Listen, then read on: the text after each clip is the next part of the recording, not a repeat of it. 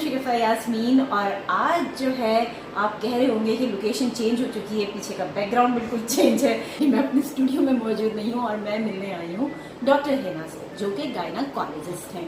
और इनके पास लोग फ़ोन करते रहते हैं, इनसे मशवरे मांगते रहते हैं और ये बता भी रही होती हैं सबको। तो मैंने कहा क्यों ना इनको हम अपने प्रोग्राम का हिस्सा बनाएं और इनके जो अच्छे मशवरे होते हैं या अच्छी चीज़ें होती हैं वो हम आप तक पहुँचाएं। अब आप कहेंगे अकेले बोले चली जा रही हैं, डॉक्टर हिना को दिखा दो रही हैं, बता नहीं रही कुछ। मैं बिल्कुल बताऊंगी, लेकिन अगर आप मेरे चैनल पर नए हैं तो पहले तो आप मेरे चैनल को सब्सक्राइब कीजिए और बेल का आइकन जरूर प्रेस कर दीजिएगा।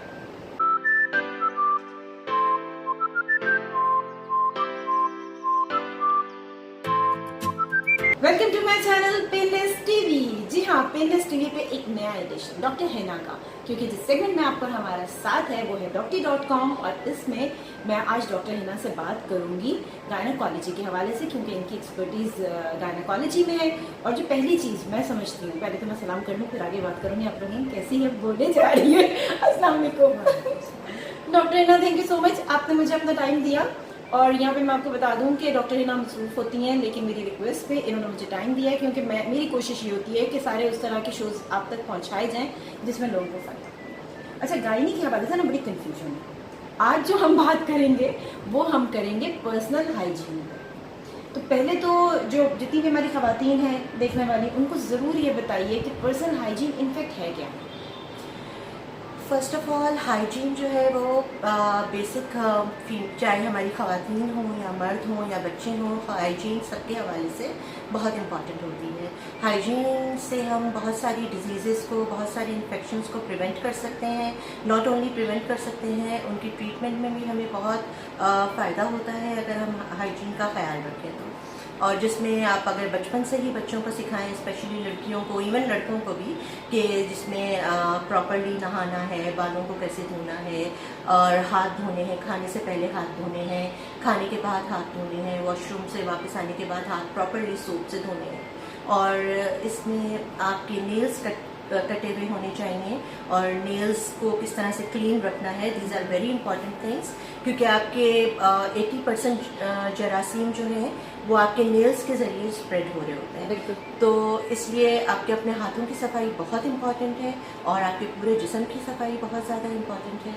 और अगर आप बचपन से आदत डालते हैं अपने बच्चों को साफ़ सुथरा रहने की, तो फिर वो बहुत स्ट्रॉन्ग उनकी हैबिट्स डेवलप होती हैं। सही। अच्छा डॉक्टर हिना, आपने बताया कि जिस तरह से हाइजीन तो जाहिर सी बात है शुरू से बचपन से हमें सिखाया जाता है। अब तो भाई हाथ ही धोते रहो, अगर हाथ नहीं धोगे तो ज़िंदगी से हाथ धोना पड़ेगा। अब तो ये वाली सिचुएशन हो चुकी है कि जी आपको हाथ धोना ही धोना है। लेकिन फिर भी बहुत से लोग हैं जो उसकी इम्पोर्टेंस को नहीं समझ पा रहे होते, उनके समझ नहीं आ रहा था। लेकिन पर्सनल हाइजीन में जहाँ हाथ धोने का ताल्लुक है, ख़वातीन के हवाले से मैं ज़रूर बात करना चाहूँगी, क्योंकि फ़ीमेल की लाइफ में ना बड़ी, मैं तो कहती हूँ बड़ी डिफ़िकल्ट लाइफ होती है। कुछ ना कुछ मसाइल चल रहे होते हैं।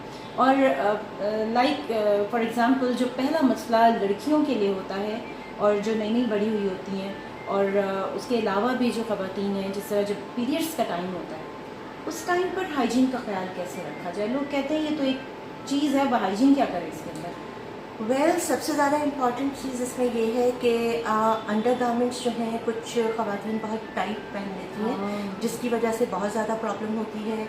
एक तो हमारे प्राइवेट पार्ट्स जो हैं उसमें सफोकेशन होनी शुरू हो जाती है, और उसके बाद वो जब रब होते हैं, एक दूसरे रब होते हैं, तो उसमें रैशेस डेवलप हो जाती हैं। और जब रैशेस होती हैं तो उसमें सुपर इन्फेक्शंस, मतलब इन्फेक्शंस होने के चांसेस बहुत ज़्यादा बढ़ जाते हैं। तो सबसे पहले तो एडवाइस ये है कि अंडर गारमेंट्स आपके लूज़ होने चाहिए, ताकि आपकी प्राइवेट एरियाज़ जो हैं वो ज़्यादा सफोकेट नहीं हो। सेकेंडली ये है कि आप अपना जो ड्यूरिंग पीरियड्स जो होता है उसमें सैनिटरी पैड्स वगैरह जो यूज़ किए जाते हैं, जो टैम्पन्स यूज़ किए जाते हैं, वो मैक्सिमम 4 आवर्स के बाद चेंज करना बहुत ज़रूरी है। अगर 4 आवर्स तक चेंज नहीं किए जाएंगे तो फिर वो फंगल इन्फेक्शंस होते हैं, रैशेस डेवलप होती हैं, बहुत सारे बैक्टीरियल इन्फेक्शंस हैं। और वो ज़्यादा प्रॉब्लमैटिक तब होता है जब वो इन्फेक्शंस सिर्फ बाहर स्किन तक नहीं रहते, वो इन्फेक्शंस आपकी जेनाइटल ट्रैक्ट में ऊपर जाने का खतरा होता है।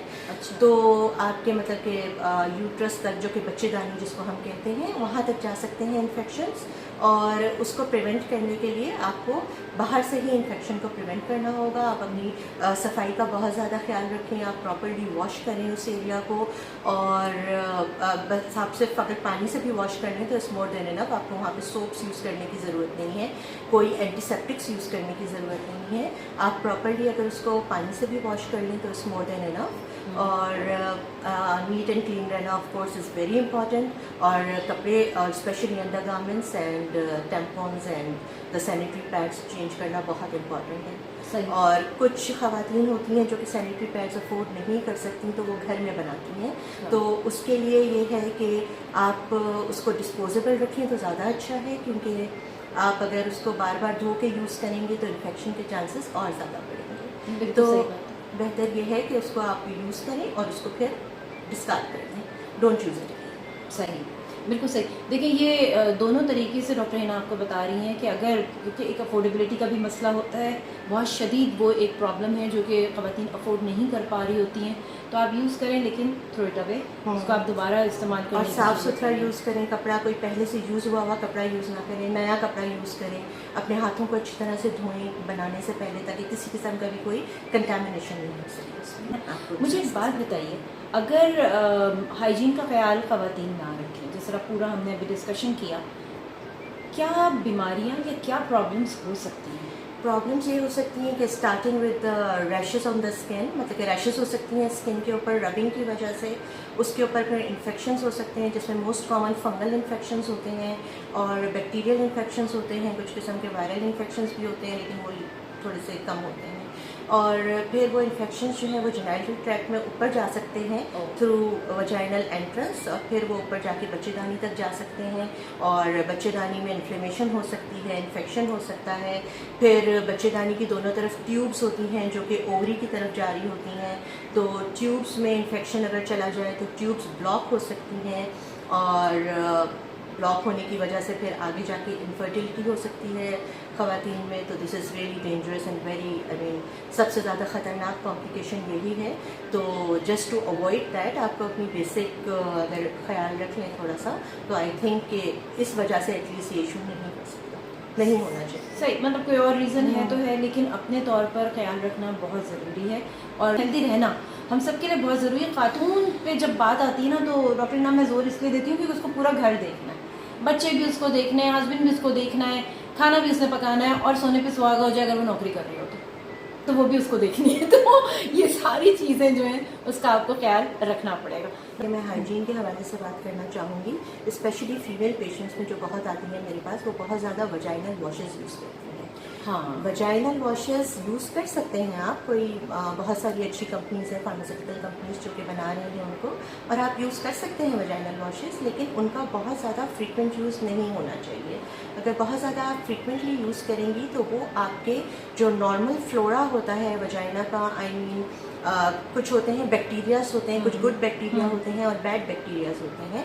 बैड बैक्टीरियाज तो वो होते हैं जिसकी वजह से आपको बीमारियां हो रही होती हैं, और गुड बैक्टीरिया होते हैं जो कि ऑलरेडी आपके बॉडी में प्रेजेंट होते हैं। वो आपकी बॉडी को प्रोटेक्ट करते हैं against number of infections and inflammations, जिसको हम नॉर्मल फ्लोरा कहते हैं। तो वो नॉर्मल फ्लोरा जो है, अगर वो डिस्टर्ब होता है तो आपके वजाइना का पीएच डिस्टर्ब होता है। अगर पीएच डिस्टर्ब होगा तो उसकी वजह से फिर फर्दर कॉम्प्लिकेशंस और फर्दर इन्फेक्शंस और इन्फ्लेमेशंस होती हैं। अच्छा। तो और बहुत सारी ख़वातीन हैं जो वजाइनल डाउचेस यूज़ करती हैं। वजाइनल डाउचेस लाइक पता ही होगा लोगों को, वो एक पंप की तरह से होता है, और अंदर जाके उसमें पानी भर के, और कुछ लोग उसमें एंटीसेप्टिक्स भी भरते हैं, और आफ्टर द मेंस्ट्रुअल पीरियड उसको क्लीन करने के लिए दे यूज़ इट। बट इसको बिल्कुल यूज़ नहीं करें क्योंकि इसमें बहुत ज़्यादा कॉम्प्लिकेशंस होने के चांसेस होते हैं। अच्छा। हाँ, इसमें और ज़्यादा at least this is not advisable to use any vaginal douches. और हमारा जो वजाइनल क्लींजिंग मैकेनिज्म है वो इतना स्ट्रॉन्ग है, नेचुरली सो स्ट्रॉन्ग कि आपको कुछ एक्स्ट्रा करने की ज़रूरत नहीं है उसमें। तो आप इन चीज़ों को अगर अवॉइड करें तो I think is better. Just keep yourself clean simply with water, plain water, that's it. कोई एंटीसेप्टिक की ज़रूरत नहीं है, सोप्स यूज़ करने की ज़रूरत नहीं है, कोई मेडिकेटेड चीज़ें यूज़ करने की ज़रूरत नहीं है, और just keep yourself clean, that's it. सही। Doctor Hina, thank you so much, बहुत शुक्रिया। आप मेरे साथ, बल्कि मैं आपके साथ यहाँ पर मौजूद रही टाइम देने के लिए, थैंक यू सो मच। और एक बहुत अच्छी सी पॉजिटिव इन्फॉर्मेशन जो है वो मैंने कोशिश की आप तक पहुँचाऊँ। और इस तरह के वीलॉग्स अब आप देखते रहेंगे, डॉक्टर हिना को आप देखते रहेंगे मेरे चैनल पे, ताकि आप लोगों को जो है वो फ़ायदा पहुँच सके, ख़ास तौर पर ख़वातीन को। इसके साथ ही यहाँ पर सेगमेंट एंड हो रहा है। शरीफा यास्मीन को दीजिए इजाज़त, हम फिर मिलेंगे एक नए टॉपिक के साथ। खुदा हाफ़िज़।